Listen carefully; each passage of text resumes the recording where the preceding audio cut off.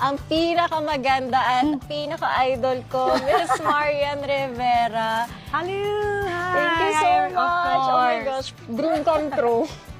Kanina pa ako kinakabahan kasi Oo nga, ba't ka ba kinakabahan kasi? ever since, idol na idol kita. From Marimar, lahat Ayun naman yan. pala. Pinapanood ko araw-araw. Ano lang nakatrabaho. Oo nga, nainggit nga ako sa kanya. Kahit yung taping niya, sabi ko, sama ako. Tapos nakasama ako once, nakapagpa-picture ako. Talaga? Bagets-bagets pa. Oh, kita mo nga naman. So, si Moana ang magtatanong ng questions at sila, nagkatrabaho na sila dati. Ako, as a fangirl lang ako. First question. What's your favorite role you've played and why?